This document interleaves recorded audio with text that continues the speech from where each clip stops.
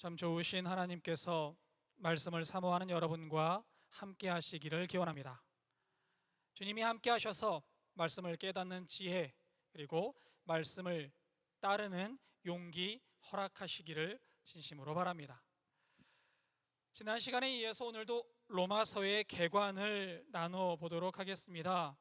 먼저 지난 시간에 나눴던 이야기를 간략하게 한번 복습해 볼까요? 로마서는 갱신의 책, 변혁의 책이라는 말씀을 드렸습니다.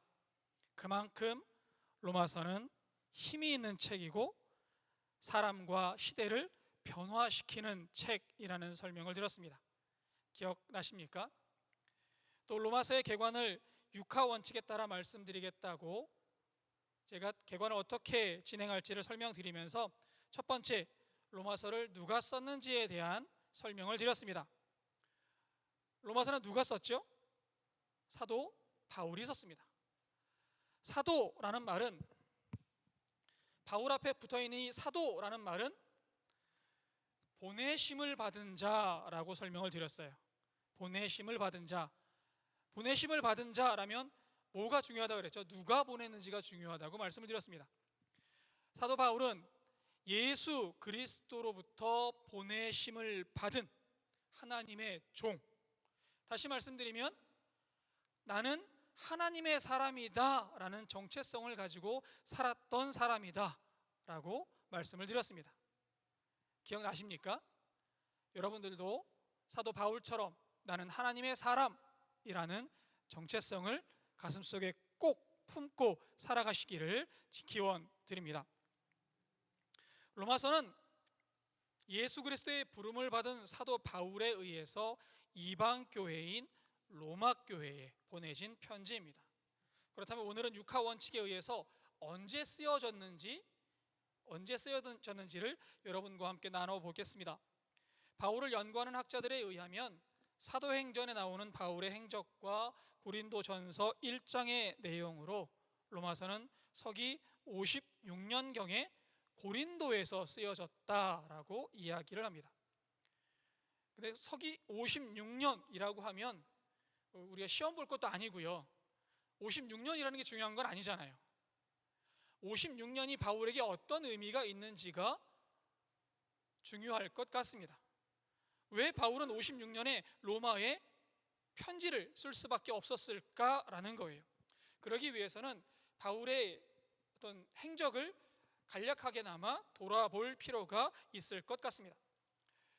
바울은 안디옥 교회에 의해서 파송을 받은 선교사였습니다. 바울은 평생 3차례 선교 여행을 떠났는데요, 1차, 2차, 3차에 의한 선교 여행을 떠났습니다.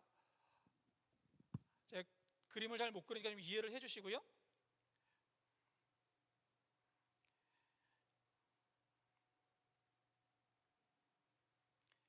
지도입니다.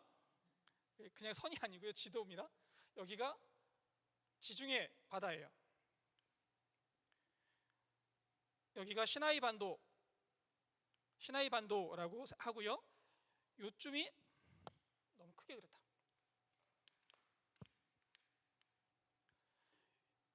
요 지역이 가나안 지역입니다.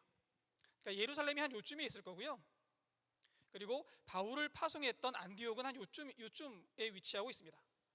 바울이 1차로 안디옥 교회에서 파송을 받아서 전도 여행을 떠난 지역이 요 지역이에요. 소아시아 지역 일대를 돌아다니면서 전도를 하게 됩니다. 버가, 이고니온, 비시디아 안디옥, 바보 같은 지역들을 돌아다니면서 선교 여행을 떠났어요. 그리고 나서 1차 선교 여행이 다 마쳐질 때쯤에 다시 예루살렘으로 돌아옵니다. 왜 예루살렘으로 돌아오냐면 예루살렘에서 사도회의라는 게 벌어져요. 이방 지역에 복음이 전파되어지는데 이 이방 지역의 이방인들에게 복음 전파되어지는 것이 정당하냐, 마땅하냐? 만약에 그게 마땅하다면, 정당하다면 이방인들에게 율법을 어떻게 가르쳐야 될까라는 것들이 이제 사도들이 모여서 그것들을 결정하는 회의가 벌어집니다. 여기에 참석하기 위해서 1차 전도 여행을 마치고 바울이 예루살렘으로 들어가는 거예요.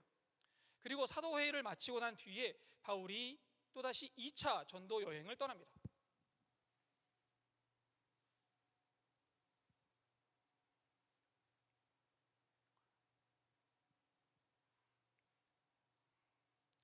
다시 말씀드리지만 지도입니다. 2차 전도 여행을 떠나는데 바울은 2차 전도 여행을 떠날 때에도 이 소아시아 지역을 전도를 하고 싶었어요. 그런데 성령님이 소아시아 지역으로 가는 전도 여행길을 막습니다. 그리고 바울이 요 드로아라는 지역에 머물러 있을 때 이 바다 건너에 마게도냐에 있는 사람들이 손짓하는 환상을 보고 마게도냐로 넘어가요.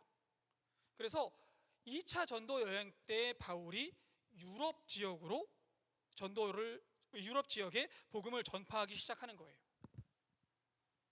뭐 데살로니가, 또 고린도, 그리고 이쪽에 아덴, 뭐 이런 지역에, 아테네 이런 지역에 복음을 전파하게 됩니다. 이 마게도냐와 아가야 이 지역을 넘어가면 이 뒤에 로마가 있어요. 장화처럼 생긴 로마 지역이 있습니다.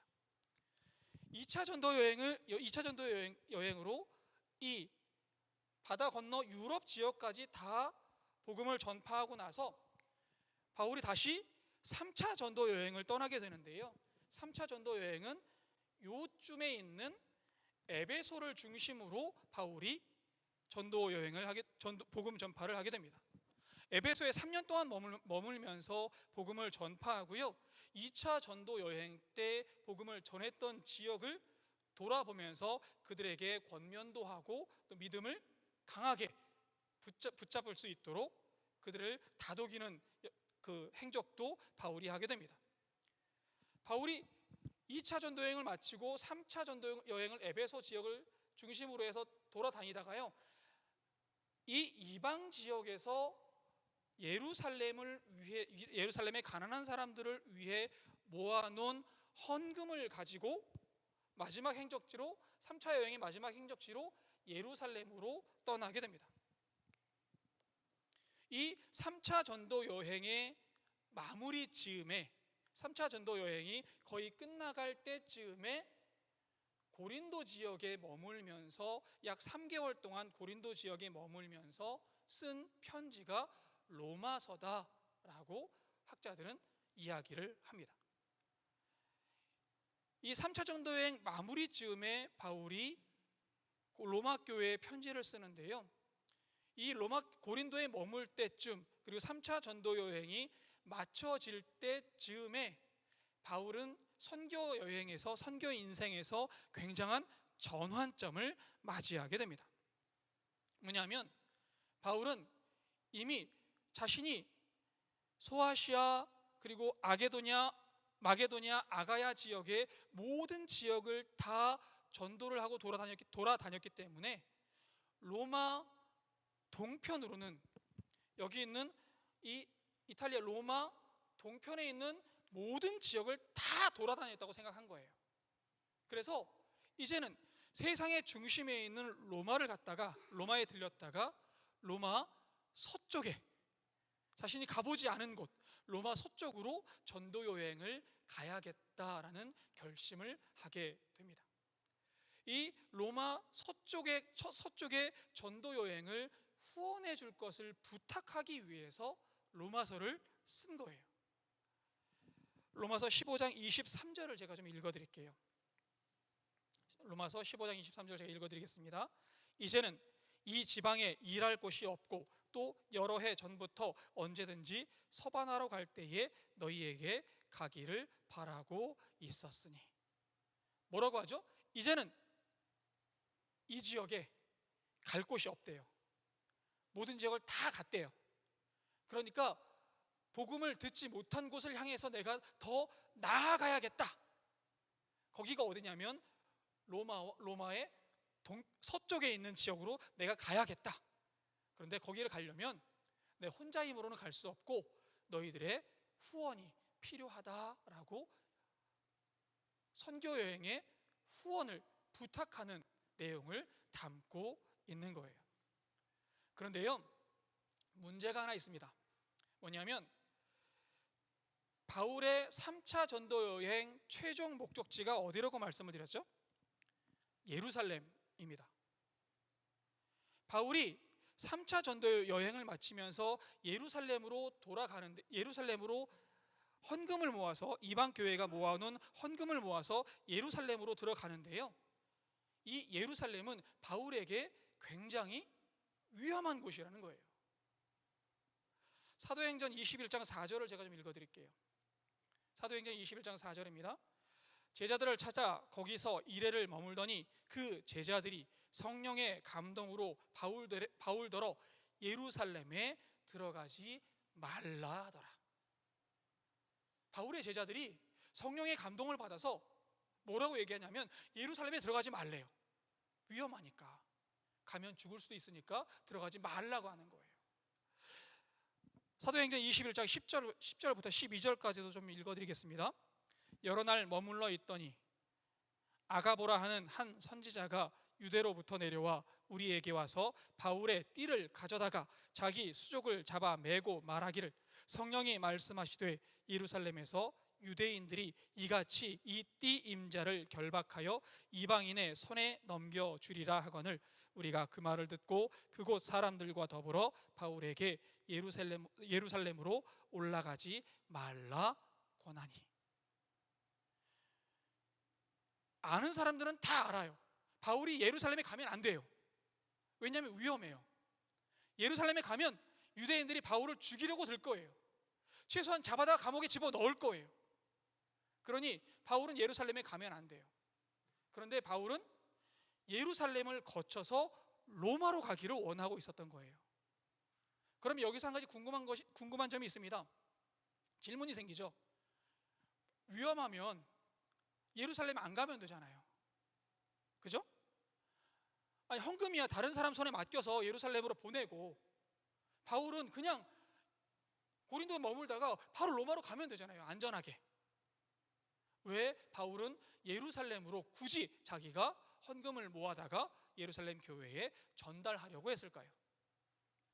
그 이유를 생각해 보려면, 여러분, 1차 전도 여행을 마친 뒤에 바울이 1차 전도 여행을 마치고 예루살렘으로 한번 간 적이 있다고 말씀드렸습니다.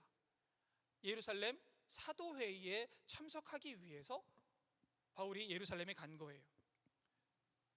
이 예루살렘 사도회의에 대해서 여러분들이 좀 아실 필요가, 간략하게 설명을 드릴 필요가 있을 것 같습니다.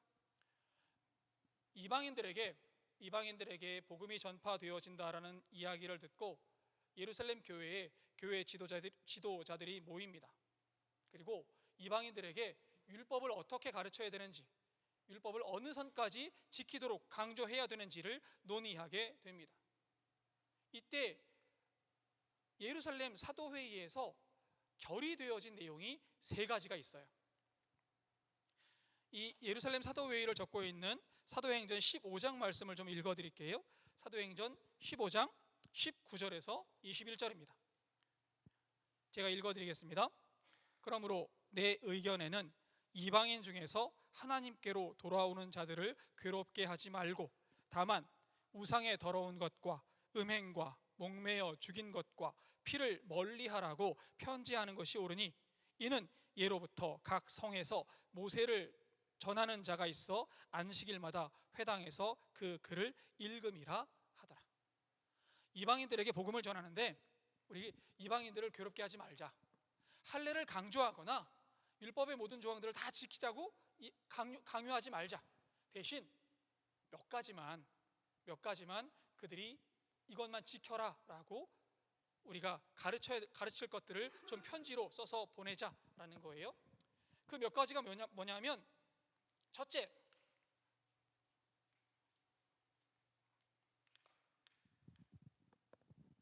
첫째가 뭐죠?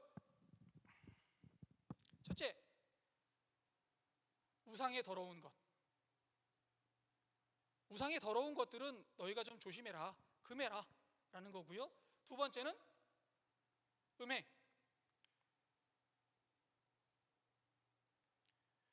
음행은 너희가 좀 금해야 되지 않겠냐. 율법에도 이야기하고 있으니까 음행은 하지 말라고 권하자. 세 번째는 목매어 죽인 것과 피를 멀리하라고 가르치자라는 거예요. 예루살렘 사도회의에서 결의되어진 내용이 이 세 가지입니다. 첫째는 우상을 멀리하고요, 둘째는 음행을 멀리하고요, 세 번째는 목매어 죽인 것과 피를 멀리해라 라는 거예요. 그런데 예루살렘 사도회의에서 이 세 가지를 결의한 이유가 있어요. 21절입니다. 사도행전 15장 21절을 제가 다시 한번 읽어드릴게요.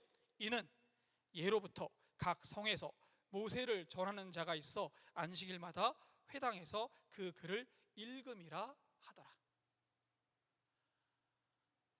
사도들이 이방인들에게 복음을 전하면서 이 세 가지를 너희가 꼭 지켰으면 좋겠어 라고 이야기를 하는데요, 그 이유가 뭐냐면 각 성마다 유대인들이 다 있어서 그들이 율법을 알고 있다는 거예요.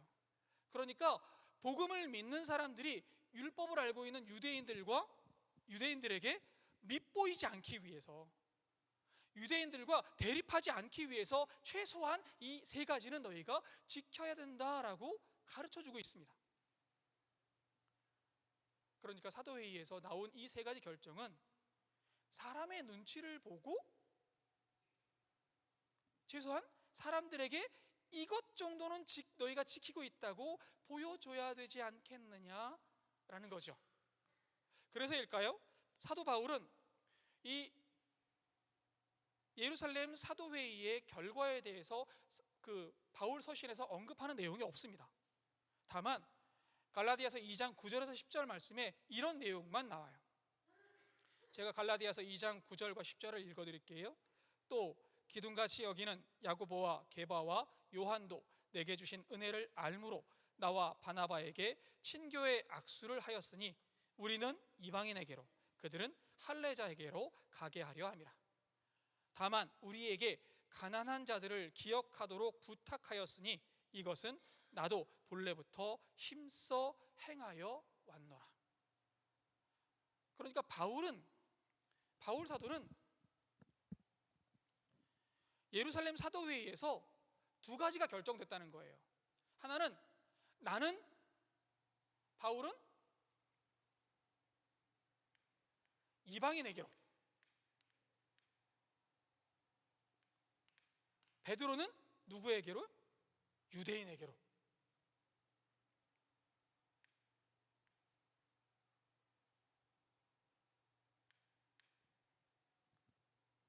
나는 이방인의 사도로 이미 그들이 결정해서 나는 이방인의 사도로 파송되어졌다, 난 정당하게 복음을 전하고 있다라고 이야기하고 있습니다.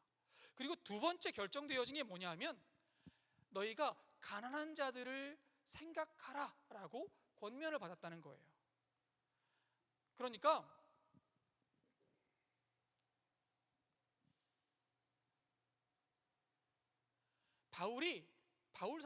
사도 바울이 이 이방 교회에서 헌금을 모아서 예루살렘의 가난한 자들에게 나누어 주기 위해서, 전해주기 위해서 가는 행동은 예루살렘 사도회의에서 결정되어진 것을 지키기 위해서 돈을 들고 헌금을 들고 예루살렘으로 가고 있다는 것을 보여주는 겁니다. 그러니까 나는 예루살렘에서 사도들과 한 약속을 다 지키고 있다라는 것들을 선언하고 있는 거예요. 그리고 그와 더불어서 이 헌금을 예루살렘 교회에 전달함으로 말미암아 이방 지역에 세워진 그 교회가 그리스도 안에서 다 같이 한 공동체다, 그들도 정당히 복음을 믿는 하나님의 백성이다 라는 사실들을 선언하기 위해서 바울은 목숨을 걸고 예루살렘으로 헌금을 전달하기 위해서 가는 겁니다. 여러분, 바울은 목숨을 걸고 자신이 전했고 자신이 믿어왔던 복음을 위해서 예루살렘 교회로 헌금을 들고 가고 있습니다. 그러면 바울이 전하고자 했던 복음은 어떤 내용일까요? 바울이 전하고자 했던 복음은 어떤 내용일까요? 여러분들에게 여러분 복음이 뭡니까? 라고 물어보시면 여러분들 뭐라고 대답하시겠습니까? 영국의 복음주의 유명한 복음주의 설교가인 마틴 로이드 존슨이 이런 말을 했습니다. 복음은 무엇이냐라고 묻는 게 아니라 복음은 누구냐라고 물어야 한다라고 말이죠. 오늘 말씀 1절부터 로마서 1장 1절부터 4절까지의 말씀을 좀 같이 읽어보도록 하겠습니다. 로마서 1장 1절부터 4절입니다. 같이 한번 읽어보겠습니다.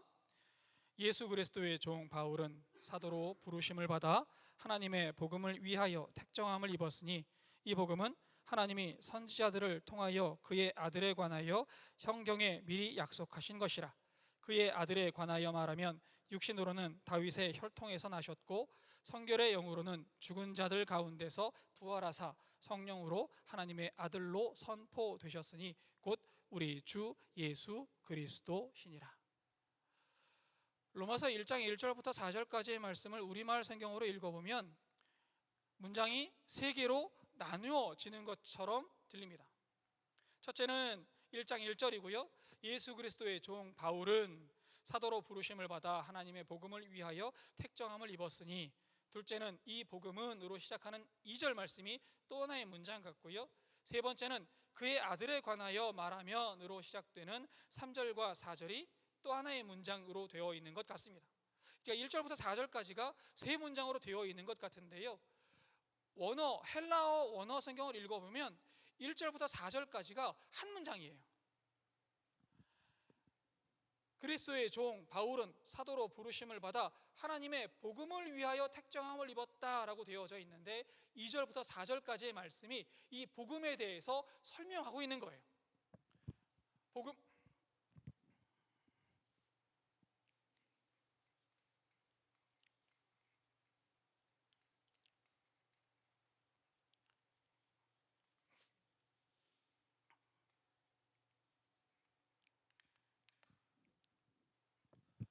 복음은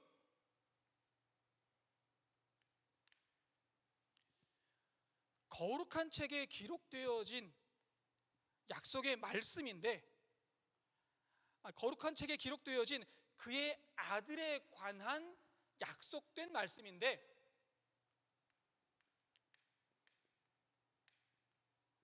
그의 아들은 누구냐 하면 육신으로는 다윗의 씨에서 나셨고 성결의 영으로는 죽은 자 가운데서 부활하신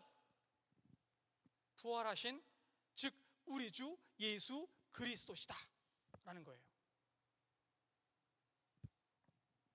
복음은 그의 아들에 관해서 약속되어진 말씀인데 그의 아들이 누구예요?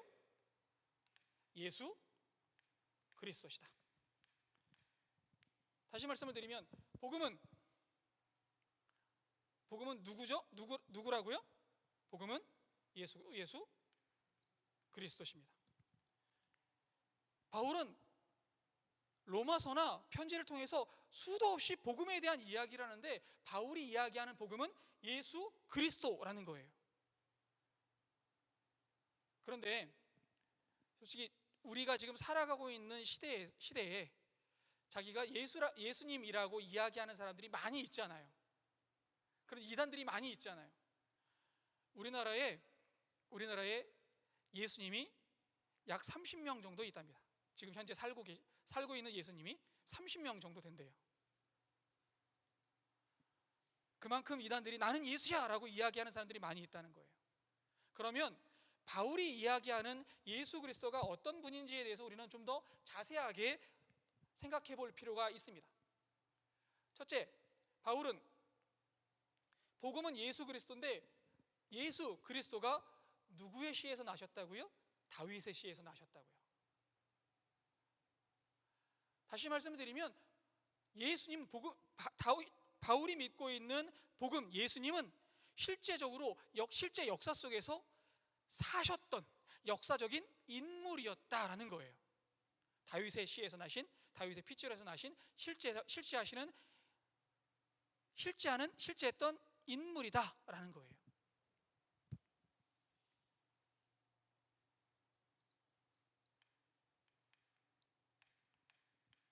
그리고 두 번째, 바울이 믿는 복음은 예수 그리스도는 죽은 자 가운데 십자가에 돌아가셨다가 사흘 만에 부활하신 분이다.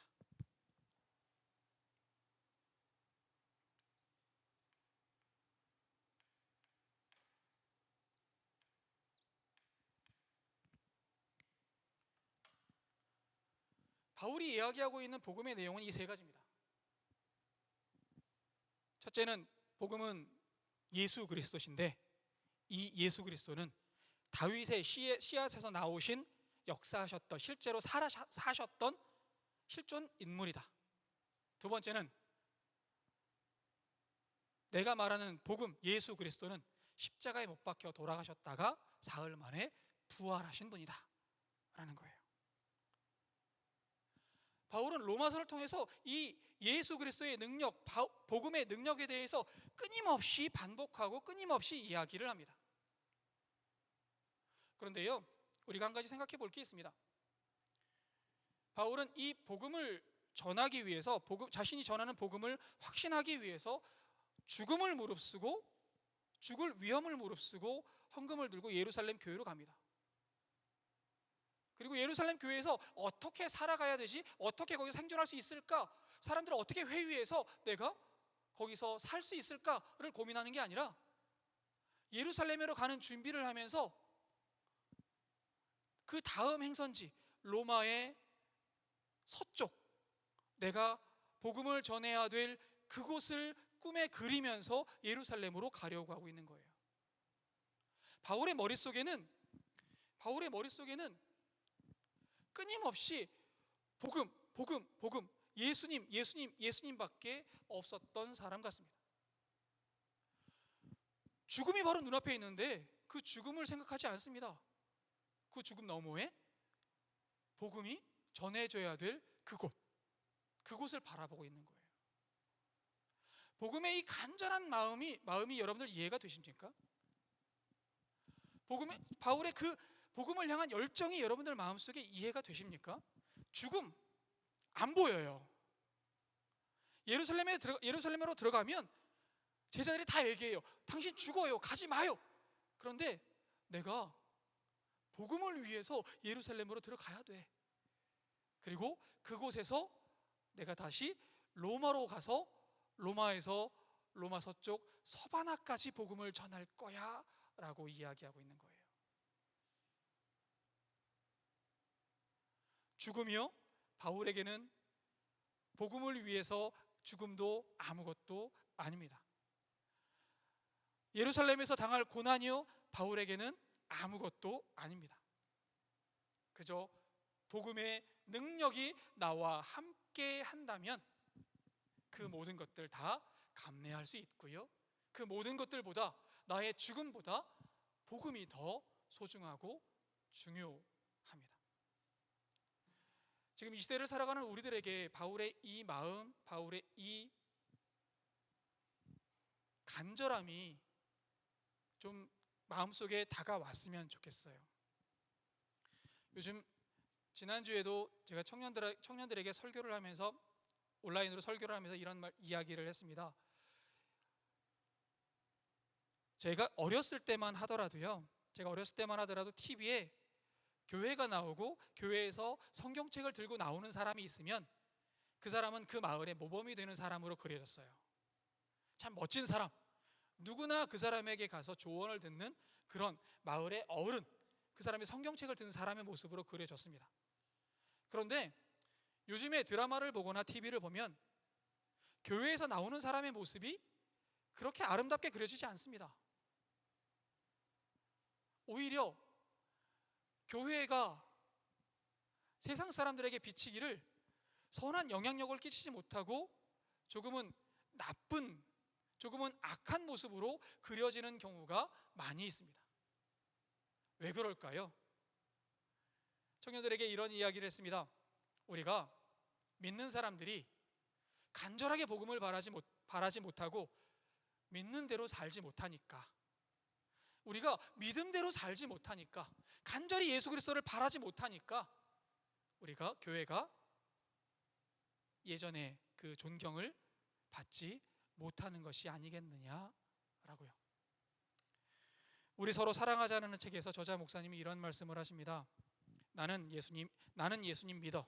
그러니 예수님이 내 마음에 오셨겠지. 그러나 나는 나고 예수님은 예수님이야 라고 말할 수 있습니까? 이런 믿음은 복음 안에 없습니다. 예수님을 영접했다는 말은 이제 예수님이 내 생명이 되신 것입니다 라고 이야기합니다.